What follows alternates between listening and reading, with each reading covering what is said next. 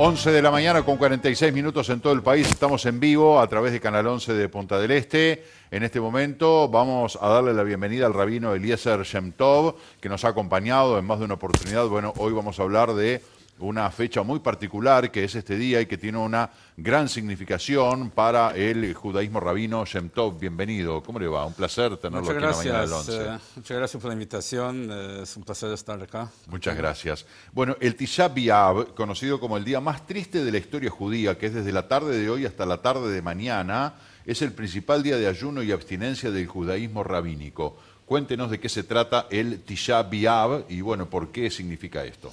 Bueno, Tisha B'Av en hebreo significa el 9. Tisha es 9, B'Av del mes de Av, es el mes hebreo de Av, que empieza hoy de noche con la puesta del sol. Y es la fecha, en el calendario, la fecha más triste, porque conmemora una cantidad de tragedias en la historia judía. Y nosotros entendemos de que el tiempo no es solamente un círculo que se va repitiendo conmemoraciones del pasado, sino de que la misma energía va repitiéndose. Entonces, cuando llega esta fecha, es una fecha en la cual de alguna forma revivimos el tema. Y no en forma pasiva y víctima, sino en forma activa y proactiva. ¿Qué quiero decir?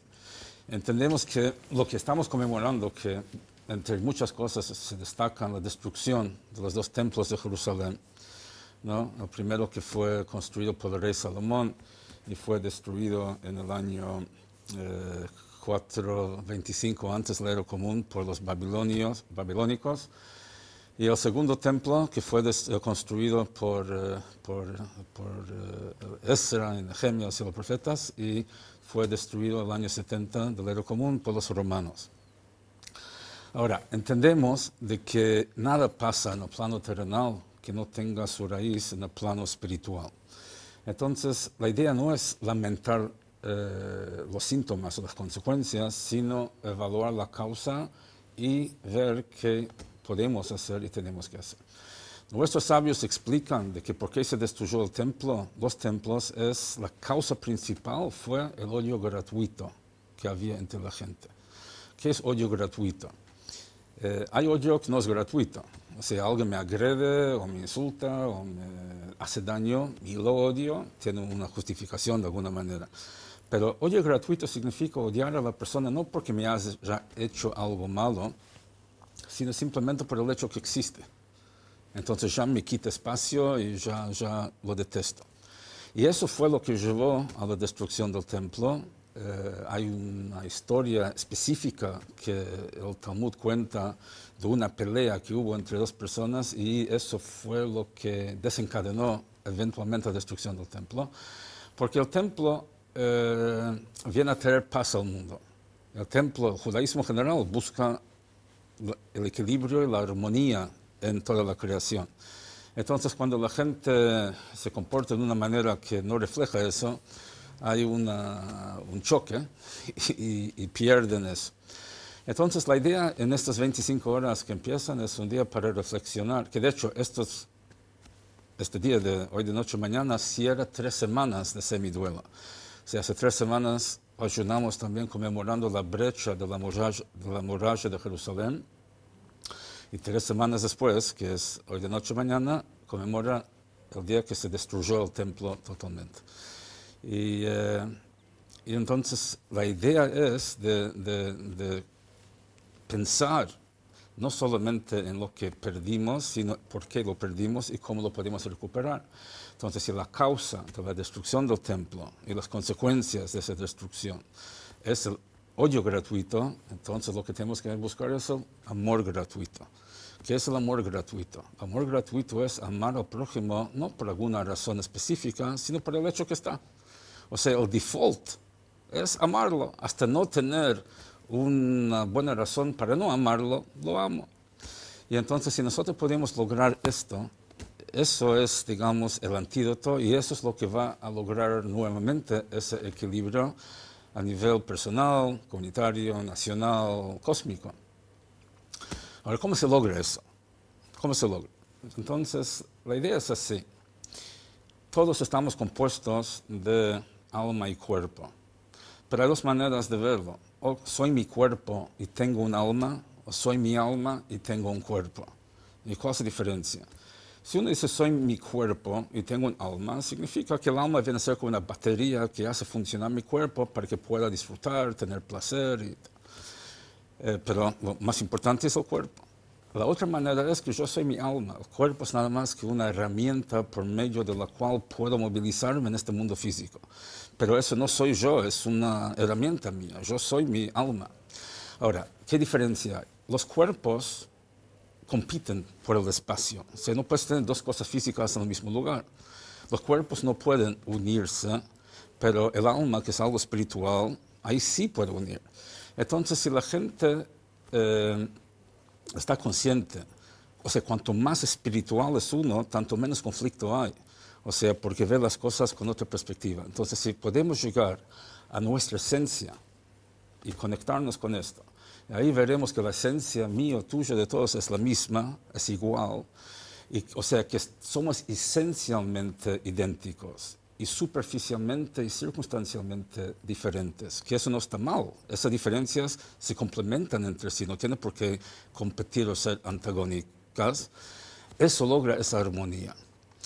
Ahora, es una tarea no fácil, por un lado es muy fácil, porque estamos hablando no que alguien tiene que cambiarse, es que alguien tiene que encontrarse. O sea, de que la propuesta es, no tienes que ir a buscar nada en ningún lado, es cuestión de buscarlo dentro tuyo. Ahora, no es fácil llegar quizás porque uno no tiene las herramientas como para poder entender y cómo llegar a saber quién es uno. O sea, no es fácil, porque el otro día uno me dice así, uno son sus ideas. Digo, ideas son de uno, no son uno. O sea, uno si cambia de idea no deja de ser quien es. Pero claro, cuesta mucho porque la psicología moderna habla mucho y ha llegado al subconsciente de la persona. Muy bien, pero no a la esencia. Y quizás ni reconocen que existe semejante cosa como esencia. Está bien, pero partimos de la base que cada uno tiene una esencia irreductible. Y en este punto somos todos idénticos, somos todos creados a imagen y semejanza de Dios. Entonces, cuando nosotros pensamos qué es lo que Dios quiere de mí, en vez de qué es lo que yo quiero, en un plano muy tangible, va a haber otro mundo. Hablamos muchas veces de esto, o sea, la diferencia de una sociedad basada en derechos o responsabilidades. Uno se levanta de mañana y dice qué es lo que yo quiero, o se levanta para que me quieran a mí. O sea, ¿qué hago yo en este mundo? Entonces creo que esa es la reflexión especial de este periodo, pensando en la destrucción, que la destrucción viene cuando las cosas no armonizan, cuando cada uno se ve como algo separado, cada uno peleando por lo suyo, o si cada uno aporta y hay una sinergia, una simbiosis, y donde cada uno aporta su unicidad, su particularidad hacia ese objetivo esencial común. Con diferencia entre un caleidoscopio y un mosaico. Pueden tener los mismos colores y exactamente, la diferencia es si está en una situación de caos, sin orden, o si cada pieza está en su lugar y entre todos se logra algo armónico. Usted hablaba de la destrucción de dos templos, ¿no? Que de alguna manera están signando esta fecha que significa tanto dolor y un significado tan profundo. Ahora, la palabra templo, usted decía, bueno, la etimología de la palabra y el origen de la palabra templo, que además después se fue filtrando, digamos, a otras religiones, a otras creencias. ¿Qué nos puede decir? Bueno, o sea, la palabra original en hebreo, hay dos palabras. Hay Mishkan, que significa una morada, es un lugar, bueno, el origen, vamos a ver el origen de todo ese tema de los templos de Jerusalén. Viene de hecho de la Biblia, donde cuando el pueblo judío estaba en el desierto, luego del episodio en Monte Sinaí, cuando recibimos los 10 mandamientos, Dios le manda y dice que me hagan un santuario y moraré entre ellos. Ahora, ¿qué significa? Dios quiere una casa para que viva ahí. Ahora, Dios necesita una casa. O sea, una persona quiere una casa para protegerse del calor, del frío, de cualquier cosa, ¿no? Dios no necesita una casa. Además, si Dios es infinito, ¿qué tipo de casa física lo puede llegar a contener? ¿no? Es como la historia, un tipo va a una zapatería y pide que le den un par de zapatos que un tallo más chico de lo que necesita. Dice, pero estás loco, ¿cómo vas a andar todo el día con los zapatos apretándote? Dice, mira, tengo tantos problemas, mi familia, no tengo trabajo, tengo deudas, tengo esto, lo otro, tantas preocupaciones. El único placer que me queda en la vida es volver a casa de noche y sacarme los zapatos. Entonces, imaginemos el sufrimiento de tener un zapato un poco más chico. Ahora, un ser infinito, meterlo en una casa finita, peor. O sea, ¿cómo se entiende el concepto? Entonces, la idea obviamente que es metafórico en el sentido de que qué diferencia hay entre cómo uno se comporta en su casa y cómo se comporta fuera de su casa. Fuera de su casa uno se comporta acatando, respetando ciertas normas sociales, y no hace lo que se le da las ganas, o sea, tiene con ciertos límites impuestos por la sociedad, pero en su casa hace lo que quiere. O sea, cuando decís a alguien, estás en tu casa, quiere decir que no que lo venda, sino de que se comporta como quiera. Entonces, lo mismo, Dios está en todos lados, no hay nada que exista fuera de la energía divina que la vitaliza en cada momento, pero ahí está oculta detrás de las leyes de la naturaleza. Sí, sí.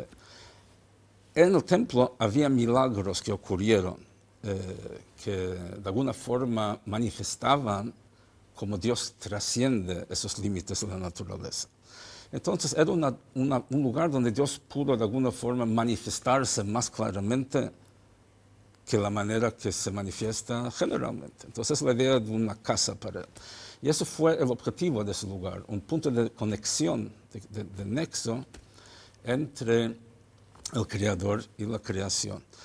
De hecho, se compara el templo de Jerusalén con un cuello, porque la Biblia habla del encuentro de los dos hermanos, José y Benjamín, que no se habían visto más de 20 años, y cuando se encontraron, dice la Biblia que se abrazaron y cada uno lloró sobre el cuello del otro. Nuestros sabios señalan por qué la Biblia especifica que fue sobre el cuello del otro. Okay, se abrazaron, lloraron, pero el cuello.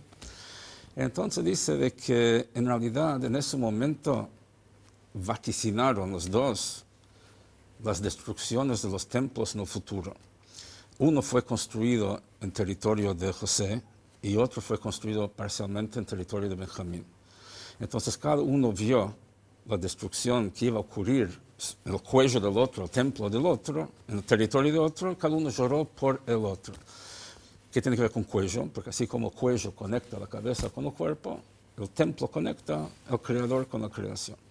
Pero aquí hay también una enseñanza interesante. Si cada uno tenía una destrucción en su propio territorio, que iba a ser su territorio en el futuro, porque ellos lloraron cada uno por el otro, no por sí mismo. O sea, un dolor de muela mía duele más que el dolor de muela de otro.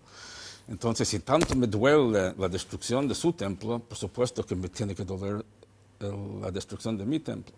Y aquí hay una enseñanza muy interesante. ¿Llorar sirve o no sirve? Depende. O sea, si puedes hacer algo para resolver el problema, llorar no sirve porque es como una catarsis, te sentís mejor y no haces nada. Llorar cuando no puedes hacer más nada y llorar sí. ¿Cuándo es que uno puede hacer algo? Cuando se trata de una destrucción en su territorio. Cuando no puede hacer, cuando es destrucción en territorio del otro. Uno no puede vivir la vida del otro. Entonces puede tratar de ayudar o lo que fuera, pero las decisiones las tiene que tomar el otro.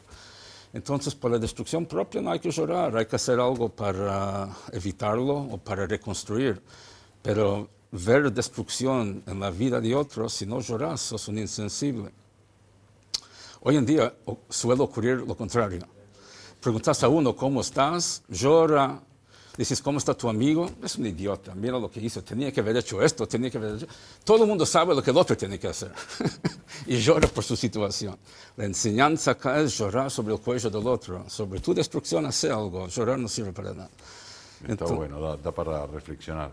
Sí. Le quería preguntar ese libro, que es la Biblia, y que están haciendo una traducción, y bueno, tiene algunas características ese libro, me gustaría que de repente lo mostrara un poquito y nos contara. Bueno, yo traje esto justamente porque porque aquí trae la fuente de la orden divina de construir un santuario, digamos, que es, digamos, el concepto, un lugar sagrado. Estamos haciendo una traducción al español, ya estamos casi por terminar Deuteronomio, ya sacamos los primeros 4 libros, que es una traducción que no es solamente literal, sino también contextual. Entonces tenemos, por ejemplo, en la traducción, hay una parte negrita que viene a ser el texto y después el resto es el contexto, para que uno pueda entender un poco más, porque si uno agarra y lee solamente una traducción, es difícil de entender a veces de qué se trata. Y acá específicamente, o sea, es donde en Éxodo, es donde tenemos este versículo, ¿no? De que hagamos ahí en 25, versículo 8, que habrán de hacerme un santuario y que yo habite en medio de ellos. De ahí viene, y Dios nos dice cómo quiere que hagamos las cosas, qué tiene que ser, cómo tiene que ser la estructura del tabernáculo, qué tiene que contener. Entonces, ahí hay algunas cosas interesantes, muchas, pero algunas, que es el arca, que es donde guardaban las tablas, los 10 mandamientos. Tanto los primeros que fueron rotas como el segundo juego enteros fueron guardados, y eso fue guardado en el lugar más sagrado, el Sancta Sanctorum de ese lugar, el epicentro de la santidad, tanto del templo como del mundo, de hecho. Y hay algo muy interesante ahí, de que esa caja, esa arca, donde guardaban las tablas, fue hecha de 3 cajas, 3 cajones. No sé si se puede ver acá. O sea, el exterior fue hecho de oro, adentro una caja de madera y adentro otra caja de oro. ¿Sí? No sé si se ve. Ah, ahí. Sí, entonces hay una caja externa de oro, adentro de madera, y otra adentro de oro. Y la pregunta es por qué así, o sea, ¿por qué poner oro adentro si igual adentro no se veía, porque estaba tapado, y por qué no hacerlo de macizo, oro macizo? Y hay una explicación muy interesante acá, que eso de hecho representa la estructura del hombre, que el hombre tiene 3 capas. La diferencia entre el oro y la madera es, el oro es algo inorgánico que no cambia con el tiempo. La madera sí, primero es un árbol que crece de chico a grande, y con el tiempo la madera se puede pudrir, se puede desintegrar. Y eso representa 3 capas de la persona. Está su parte consciente, su conducta externa que se ve. Está la parte más oculta, que es lo que piensa y siente, que eso se representa por la madera, que crece y también cambia, está sujeto a cambios, lo que uno piensa, lo que siente. Pero después está la esencia, que eso es incambiable. Entonces, ¿qué pasa? Muchas veces uno dice, ¿quieres hacer esta cosa? No, yo no soy fajuto, yo no lo entiendo, no lo siento, no lo voy a hacer. Okay. Parece muy lógico, no quiero ser hipócrita. O sea, si yo no entiendo, yo no siento, ¿por qué lo voy a hacer? La respuesta es porque esa conducta que Dios nos manda expresa que somos, más allá de lo que entendemos y sentimos. Entonces la caja externa refleja la caja interna, que los dos son incambiables. Entendés más, entendés menos, sentís más, sentís menos, eso es cambiable, esa es la naturaleza de la cosa, eso no te define, porque el mero hecho que es cambiable implica que no te define. Entonces, ¿qué te define? Entonces Dios nos da una conducta que expresa lo que somos, independientemente de lo que entendemos y sentimos. Con el tiempo podemos lograr esa consonancia cognitiva de entender y sentir de acuerdo a cómo somos, o vivir una disonancia cognitiva, como hablamos, la diferencia entre psicótico y neurótico, ¿no? Que ¿te acuerdas? Un psicótico piensa que 2 más 2 son 5, y un neurótico sabe que 2 más 2 son 4, pero no lo puede soportar. Entonces, muy bueno. Entonces el tema es ese, o sea, de que el camino que Dios nos da no es para reprimirnos, no es para que no seamos como queremos ser, es ayudarnos a llegar a nuestra propia esencia. Eliezer, simplemente porque los televidentes estaban viendo el libro, tiene una particularidad que muchos pueden decir es un libro al revés, porque las tapas, inclusive lo que sería la contratapa es la tapa de este libro, simplemente que explique las características físicas del libro. Eso es al revés, pensé que todo lo demás tiene sus libros al revés. El hebreo se lee de derecha a izquierda, ¿no? O sea, de derecha a izquierda. Se empieza a la derecha y se escribe hacia la izquierda. Que tiene su lógica, además, porque de hecho no es tan lógico. Más lógico escribir de izquierda a derecha, porque si uno escribe con tinta va secando. Quizás eran zurdos en aquel entonces, se le venía mejor. Pero la idea es que cabalísticamente derecha representa bondad y izquierda representa fuerza o juicio. Cabalísticamente, si hablamos de las energías en el mundo. Entonces, o sea, la mano derecha representa dar y la mano izquierda representa tomar o retener. Sí, es una dinámica en toda la existencia. Ahora, para un judío derecho que escriba de derecha a izquierda, por ejemplo con tinta, sí puede ir borrando el famoso borrás con el codo lo que escribís con la mano. No, borra con la mano cuando escribe con los dedos. Sí, está bien. Lógicamente sería así. Sí, no sé, bueno, no creo que haya ese problema. Más que, no sé, uno se acostumbra y no sé si. Pero la idea es de que de ir de derecha a izquierda significa que el fundamento de todo tiene que ser bondad. O sea, eso es lo que arranca. Eso más o menos la idea. Eliezer, un placer recibirlo nuevamente aquí. Gracias por todo esto que nos explica y que, bueno, nos hace una especie de docencia, ¿no? De poder conocer un poco más de todas estas realidades. Muchísimas gracias. Quería solamente anotar, o sea, que el ayuno empieza hoy con la puesta del sol a las 17:54 acá en Punta del Este y termina mañana a 18:22. Tenemos los servicios en la sinagoga, la parada 13. Se acostumbra antes de la puesta del sol sentarse en el piso y comer un huevo duro, remojado en ceniza como señal de duelo. No se calza con cuero en ese día y algunas otras restricciones. Y la idea es de un parate para recalibrar la vida un poquito y ver cómo podemos sustituir el odio gratuito con el amor gratuito. Es difícil, yo no lo quería interrumpir, pero en un mundo de hoy parece una utopía pensar en ese amor gratuito, ¿no? De que solamente los amemos por estar, ¿no? Con un mundo tan dividido, tan violento, tan personalista, que usted lo mencionó. O sea, yo cuido lo mío, me fijo en lo mío y el resto, como que bueno, no hay que dar la batalla por perdida, pero se hace muy cuesta arriba. ¿Tienes un minuto más? 20 ¿No? segundos. 20. Creo que justamente al ver cómo fracasaron todo, uno ve que esto no es un lujo, es vital. Antes uno podía pensar, no, yo no soy tan santito. Ahora vemos, sin esta actitud se cae todo. Que eso no es un piso 100, eso es cimentación de la sociedad. Pero hoy se valora, porque se ve que sin esto se descompone todo. Eliezer, gracias por dejarnos cosas para reflexionar. Es Gracias realmente muy interesante. Tenemos que hacer una pausa, son las 12:09, ya volvemos.